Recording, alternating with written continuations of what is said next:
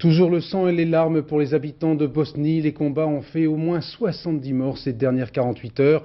Invitée de ce journal en direct de la capitale bosniaque, une jeune lycéenne de 17 ans élue samedi Miss Sarajevo assiégée et qui avait défilé avec ses concurrentes derrière une banderole « Ne les laissez pas nous tuer ». L'enquête sur l'incendie criminel qui a coûté la vie à 5 Turcs en Allemagne. Un jeune homme de 16 ans a été inculpé cet après-midi de meurtre. Selon certains journaux, il aurait des liens avec l'extrême droite.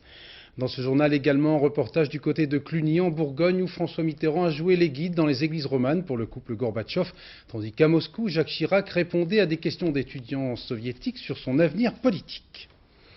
Madame, Monsieur, bonsoir. La Bosnie a connu ces dernières heures une recrudescence de combats qui ont fait, je vous le disais, au moins 70 nouvelles victimes et plus de 400 blessés. 24 morts dans la seule ville de Sarajevo hier. Heureusement, parfois, la vie parvient à triompher de cette folie meurtrière. Grâce à nos envoyés spéciaux à Sarajevo, Jérôme Boni, Claude Sicard et Stefano Poli, vous allez faire la connaissance d'un bébé dont la naissance est un véritable miracle. Attends encore une minute. Tu vas manger.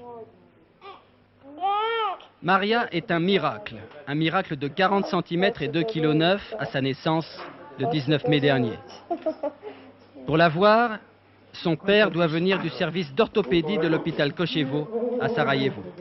Sa mère, elle non plus, n'a pas quitté l'hôpital depuis le 25 septembre 92. Tous deux marchaient dans une rue. Un court sifflement, une violente explosion. Il a la cuisse déchiquetée, elle, la jambe arrachée jusqu'à la hanche. Pendant 5 jours, il croit qu'elle est morte. Quand je l'ai vue et quand j'ai été sûr qu'il lui manquait juste une jambe et rien d'autre, ce fut le jour le plus heureux de ma vie. Deuxième bonne nouvelle, quand il apprend qu'elle est enceinte. Ils se marient le 11 novembre à l'hôpital où ils sont soignés jusqu'à son accouchement. Dans quelques jours, il s'envole vers Francfort pour de nouveaux soins. C'est le seul moyen pour nous de marcher à nouveau. Pour nous trois. Bonheur ou euphorie passagère, ils ont encore devant eux des jours difficiles, des jours qu'ils vont affronter avec la force de leur amour qui a engendré ce cri, pas comme les autres, dans Sarajevo meurtri, le cri de la vie.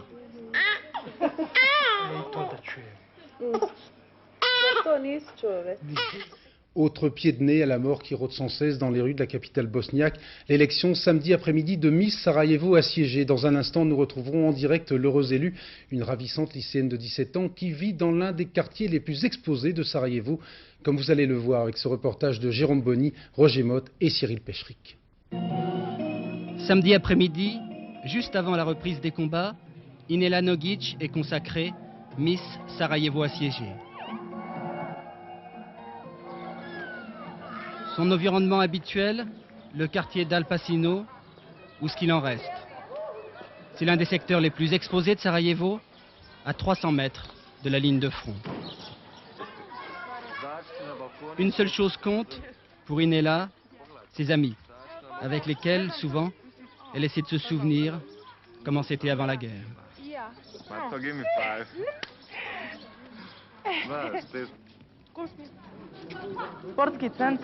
C'est le centre sportif. Enfin, ce qu'il en reste. C'est là où je m'entraînais avant. Mais maintenant, ce n'est plus possible. Parce qu'il n'en reste plus rien de ce centre sportif. Comme vous pouvez le voir d'ailleurs. À tout moment, les obus peuvent s'abattre dans chacune des rues du quartier. Regardez ici. Ici même, il y a une amie à moi qui a été tuée. Les Nogic survivent grâce à l'aide internationale. La salade, elle, vient du bac à fleurs. J'étais sûre qu'elle gagnerait ce concours. C'est pas parce que c'est ma fille, mais elle a quelque chose d'exceptionnel. Toute la garde-robe de Miss Sarajevo est réunie en bas de ce placard. Elle n'a rien pu acheter depuis le début de la guerre. C'est ce qui vous manque le plus, de ne pas pouvoir acheter des vêtements? Oui. Et la liberté, bien sûr. Imiela, bonsoir. Est-ce que vous m'entendez? Vous êtes en direct de Sarajevo. Bonsoir. Est-ce que vous pouvez nous rappeler votre âge et puis votre profession? Vous êtes lycéenne, c'est cela?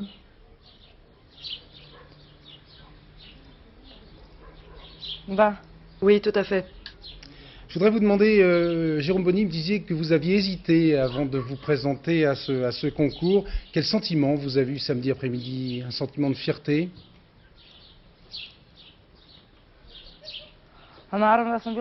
Oui, bien sûr que j'ai ressenti un sentiment de fierté.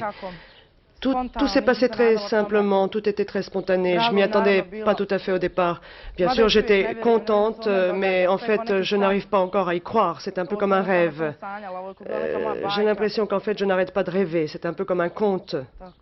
Voilà. Alors, le prix de cette élection pour la gagnante, c'est un voyage à Madrid. Est-ce que vous espérez aller un jour connaître la capitale espagnole? Est-ce que vous voulez rester à Sarajevo ou si vous avez une occasion de quitter cette ville, vous la saisirez tout de suite?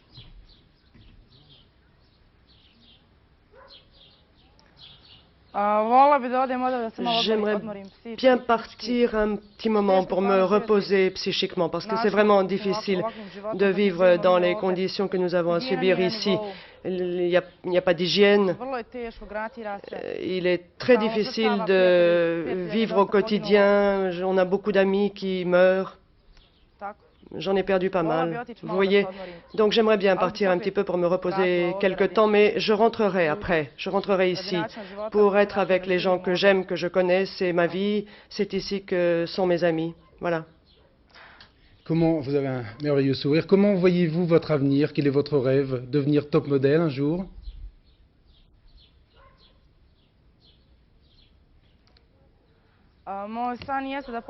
Mon rêve, effectivement, c'est d'utiliser ce prix professionnellement d'une manière ou d'une autre. Mais aujourd'hui, bien sûr, c'est impossible étant donné la situation. Il y a pas mal de jeunes filles ici qui aimeraient pouvoir saisir une occasion si elle se présentait. Et c'est mon cas. J'aimerais un jour faire partie de ces jeunes filles qui travaillent dans les grandes agences mondiales connues dans le monde entier et donc en faire ma profession. C'est ça. Est-ce que vous avez l'occasion de voir des magazines? Est-ce que vous connaissez un tout petit peu la mode française, par exemple?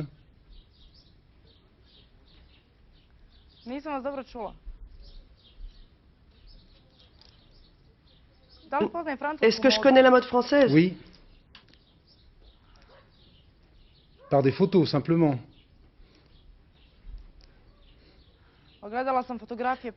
Oui, bien sûr, j'ai vu des photos avant la guerre. En ce moment, c'est impossible puisque nous ne recevons aucun magazine ici. Il est donc impossible de suivre ce qui se passe sur le plan de la mode dans le monde extérieur. Aujourd'hui, en fait, ici, chacun fait sa propre mode et de toute façon, nous n'avons pas de vêtements, nous ne pouvons pas acheter de vêtements. Donc, nous nous satisfaisons de ce que nous avons et nous échangeons nos affaires. Mais là, vous savez que ce journal de France 2 est retransmis grâce aux satellites un peu partout en Europe, également aux États-Unis, dans certains pays d'Europe de l'Est. Alors, puisque des millions et des millions de téléspectateurs vous voient ce soir grâce à votre élection, je voudrais vous demander tout simplement si vous avez un message à lancer, et plus particulièrement à destination des Occidentaux ou des Européens.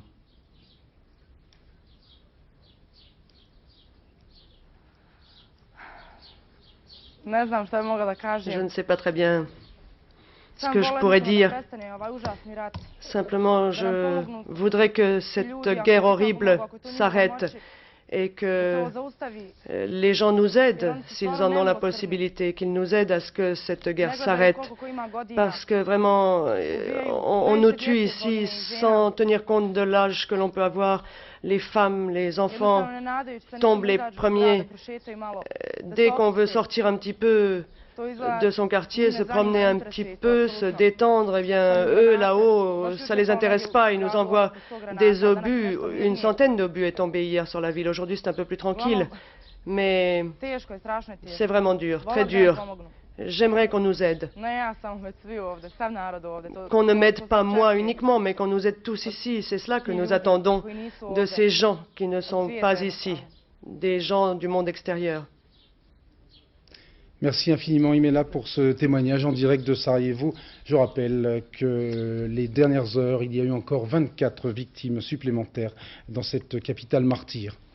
En Allemagne, après l'incendie criminel de Solingen qui a coûté la vie à 5 Turcs, un adolescent de 16 ans a été inculpé cet après-midi de tentative de meurtre et d'incendie volontaire.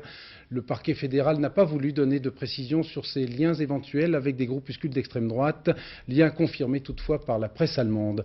Aujourd'hui encore, des centaines de Turcs ont exprimé leur colère un peu partout en Allemagne et parfois très violemment. À Berlin sont diffusées actuellement 3 chaînes de télévision turques qui, depuis l'annonce du drame, évitent soigneusement de jeter de l'huile sur le feu. Reportage Pascal Guimier. Journal du soir sur TD1, première chaîne turque de Berlin. Installation modeste, mais avec ses 170 000 téléspectateurs quotidiens, la voix de la communauté dans la capitale allemande. Depuis 3 jours, le nom de Solingen revient dans tous les bulletins. Après les manifestations violentes de la nuit dernière, alors que la pression, que la tension monte, la chaîne reprend l'appel au calme, lancé conjointement par le gouvernement allemand et les autorités turques. Répondre à la violence par la violence n'apporte rien. L'autodéfense n'est pas non plus une solution. Ce qu'il nous faut aujourd'hui, c'est un sursaut de la population allemande. Des propos modérés qui ne sont pas ceux de tous les Turcs d'Allemagne, mais qui reflètent sans doute un sentiment encore majoritaire, malgré les échauffourées de ce soir à Solingen. Certains, notamment les plus jeunes, ont cru en l'intégration. Ils se sentent maintenant trompés. Crise de confiance dans la police, dans la justice allemande, bref, dans la société en général. Même si l'enquête paraît ce soir progresser, il faudrait bien davantage. Il faudrait en fait un geste spectaculaire de l'État allemand pour rétablir peut-être le lien brisé à Solingen. Nouvelle initiative spectaculaire du colonel Kadhafi qui vient d'envoyer 200 de ses concitoyens se recueillir sur les lieux saints musulmans de Jérusalem occupés par Israël, alors que la Libye et Israël sont toujours officiellement en guerre. On parle même maintenant d'une prochaine visite officielle de Kadhafi dans l'État hébreu. Reportage de notre correspondant Charles Anderlin. Habillés de blanc comme s'ils allaient à la Mecque, les pèlerins libyens étaient parfaitement reconnaissables lors des prières de l'après-midi à la mosquée Al-Aqsa à Jérusalem. Et après l'office, les fidèles palestiniens leur ont dit tout le mal qu'ils pensaient de cette initiative du colonel Kadhafi. Ils n'auraient pas dû venir, c'est une terre musulmane et s'ils veulent faire quelque chose pour nous, les Palestiniens, eh bien qu'ils nous libèrent. Il aurait fallu les sortir à coups de pied. Il faut dire qu'en raison du bouclage de la Cisjordanie et de Gaza par l'armée israélienne, les Palestiniens ne se rendent qu'en petit nombre à Jérusalem. Les responsables des mosquées boycottent ces visiteurs libyens qui, en fin de journée, préféraient ne plus faire de commentaires. Par contraste, les Israéliens leur font bien entendu un accueil enthousiaste. Le ministre du Tourisme, Uzi Baram, s'est déplacé personnellement pour leur souhaiter la bienvenue à la frontière. Et aussi Yaakov Nimrodi, l'homme d'affaires israélien qui finance le séjour des Libyens en Israël. Monsieur Nimrodi ne s'occupe pas que de pèlerinage, il a fait fortune dans les ventes d'armes et son nom a été prononcé lors du scandale de l'Iran Gate. Pour lui, les relations israélo-libyennes vont évoluer rapidement.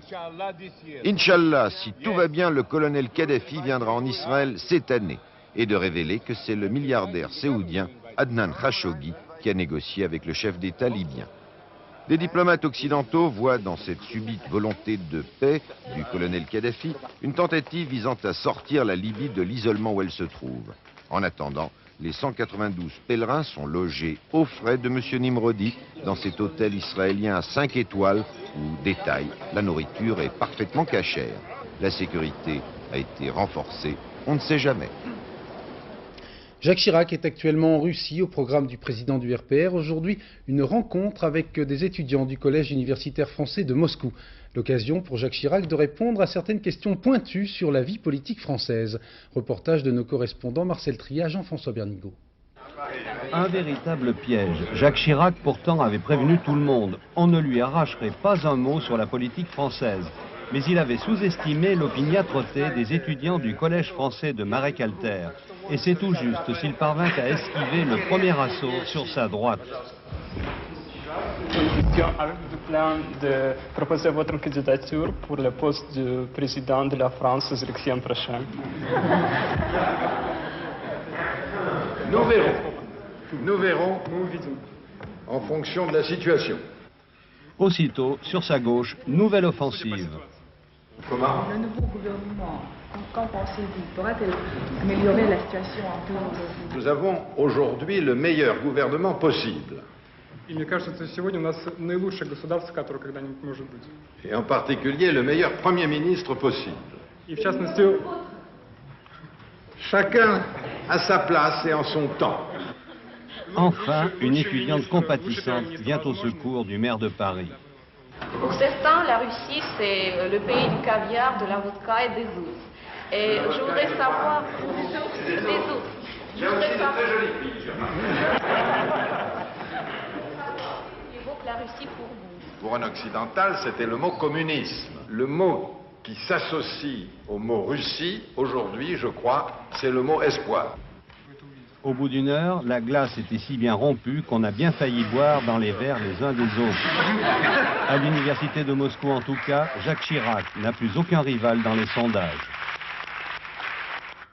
Et demain, Jacques Chirac devrait rencontrer le maître de toutes les Russies, Boris Yeltsin. Petit clin d'œil de l'histoire, c'est avec son prédécesseur, Mikhaïl Gorbatchev, que François Mitterrand a passé ce week-end de la Pentecôte en Bourgogne, en compagnie de nos envoyés spéciaux, Nathalie Saint-Cric et Yves Barbe, récit d'une journée lamartinienne et bucolique.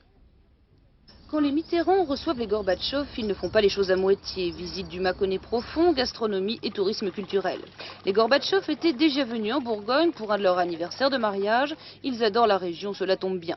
Les escargots, le pouilly et l'habit de Cluny n'ont plus de secret pour eux. Donc presque un pèlerinage aujourd'hui. François Mitterrand et Daniel ont fait visiter à Michael et Raïssa le château de Cormatin, sa volière, son labyrinthe de verdure. Les Gorbatchev ont failli s'y perdre. Bref, l'aimable partie de campagne de deux couples, presque comme les autres. Vous connaissez votre président, mais moi je connais bien mon ami maintenant. C'est un excellent partenaire, un excellent interlocuteur. Je ne vais pas demander tout ça. Я не просил его это говорить. Сейчас можно говорить, у вас все выборные кампании позади. Vous savez, les campagnes électorales sont terminées maintenant. Alors on peut dire. Поэтому можно говорить правду. C'est pourquoi enfin on peut dire la vérité. И нас не будут подозревать. Loin, donc bien loin de la politique. Et pour illustrer ce retour à la terre et aux joies de la nature, les deux hommes armés d'une pelle ont planté en chœur un chêne dans le parc du château. Ils ont, paraît-il, abordé entre eux les problèmes d'actualité, mais pas question pour François Mitterrand de parler politique aujourd'hui. Les chênes et l'arboriculture l'inspiraient beaucoup plus. Moi, j'aime bien vous parler du chêne. Hein. Un ex numéro 1 de l'ex-URSS en week-end, un président français au champ. Demain, François Mitterrand se rend à Beaune pour un sommet franco-allemand, en Bourgogne toujours, mais cette fois en compagnie d'Édouard Balladur, un autre genre.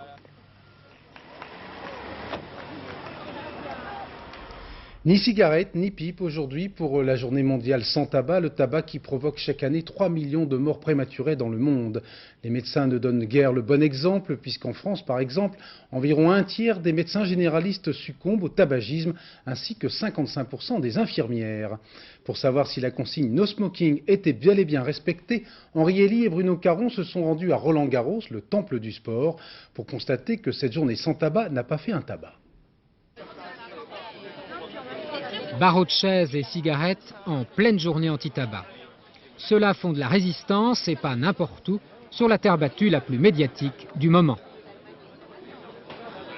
Il faut arrêter de fumer, c'est dégueulasse, ça fait du mal à la santé, ça abîme les poumons, l'estomac, tout, et moi j'essaie d'arrêter, hein, ça y a aucun problème. Même pour la journée sans tabac, c'est aujourd'hui? C'est aujourd'hui. Ah, je vais l'éteindre alors. Je l'éteins. Hein. Cancer, bronchite chronique, maladie coronarienne, crise cardiaque, rien, vraiment rien, ne semble les émouvoir. Ça fait longtemps que vous fumez. Ah ben écoutez, alors là vous tombez, parce que là je suis au régime et je fume pour éviter de manger du fromage. Voyez-vous ce que c'est? C'est assez bête. Mais sinon, ça fait longtemps que vous fumez? Non, mais je ne suis pas fumeur. Paradoxalement, dans les pays industrialisés, c'est chez les médecins que l'on trouve le plus grand nombre de fumeurs par rapport au reste de la population. Exemple, au Portugal, où 39% d'entre eux fument contre 27% de leurs patients. En France, c'est pas mieux. un tiers de nos collègues fument. C'est dramatique.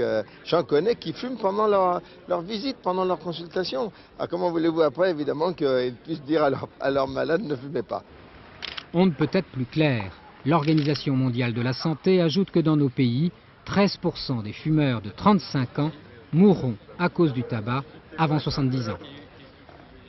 Nouvelle manifestation de mauvaise humeur des marins-pêcheurs qui bloquent depuis samedi après-midi le port de plaisance des Sables-d'Olonne. Résultat, les plaisanciers se retrouvent sur le sable. Antoine Cormery.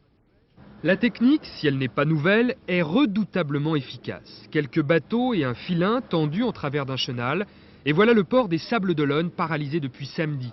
Mais en ce long week-end de Pentecôte, ce sont surtout les plaisanciers qui font les frais du blocus. On comptait partir en Espagne cette semaine et on est bloqué là depuis hier, donc c'est une semaine de vacances de fichu pour nous. Le gouvernement a eu beau détailler vendredi l'aide de 80 millions de francs promise pour la pêche, rien n'a pu apaiser les craintes des professionnels vendéens.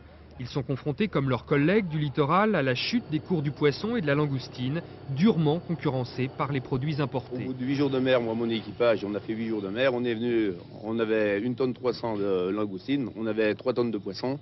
Les gars sont partis chez eux avec 800 balles. Alors qu'avec une pêche comme ça, une pêche normale, ils devraient partir au moins avec 3000 francs. Depuis les incidents de Rungis en février dernier, les marins-pêcheurs multiplient les actions commando. Le blocus des sables n'est qu'un nouvel épisode de la chronique houleuse des ports de pêche. Nouveau procès pour Philippe Bidard, le chef du groupe nationaliste basque Ipar Etarrak, déjà condamné en novembre à la réclusion criminelle à perpétuité pour le meurtre de 2 CRS. Philippe Bidard va répondre à partir de demain du meurtre d'un gendarme en août 87 à Biscarrosse.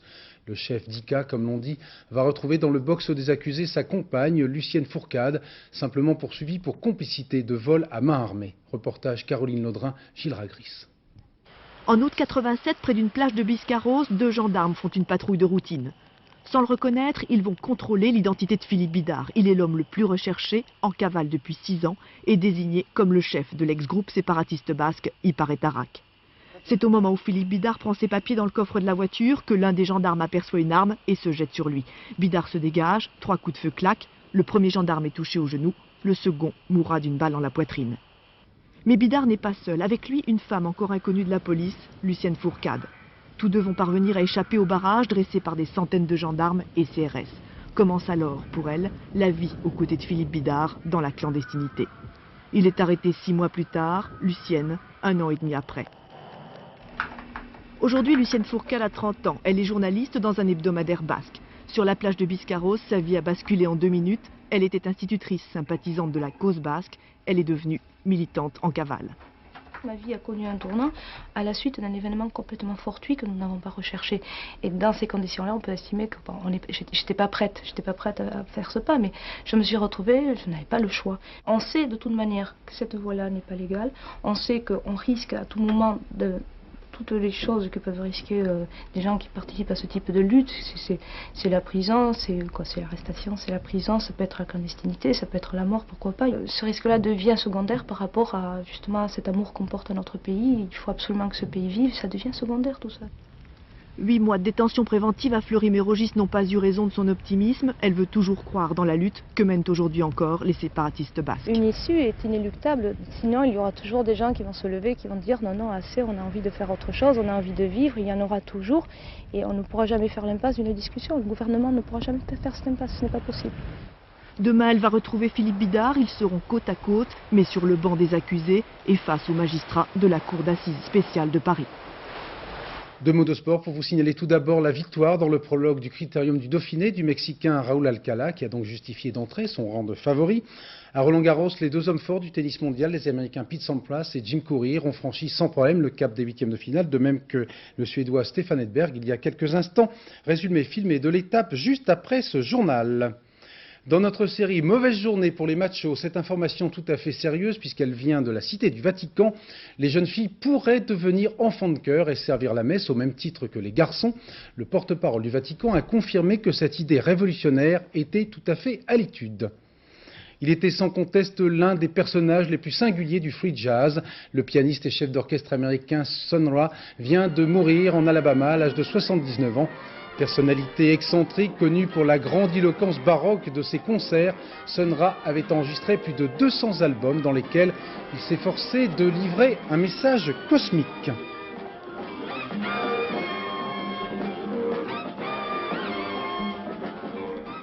Voilà, je m'en voudrais de vous quitter sans vous donner cette information tout à fait capitale. Un habitant du Lot-et-Garonne de 29 ans a remporté hier la 8e édition du championnat du monde des cracheurs de cerises entières avec un jet de 9,75 m, assez loin, il faut le dire, du record mondial établi, comme chacun sait, à 10,52 m. Bon appétit si vous êtes au dessert.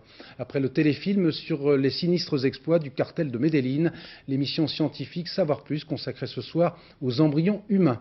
Vers minuit et demi, le tout dernier journal en compagnie de Philippe Lefebvre. Bonne fête aux Pierrettes et bon anniversaire à nos confrères de la 7 qui soufflent aujourd'hui leurs 4 bougies et au prince régné de Monaco, 70 printemps.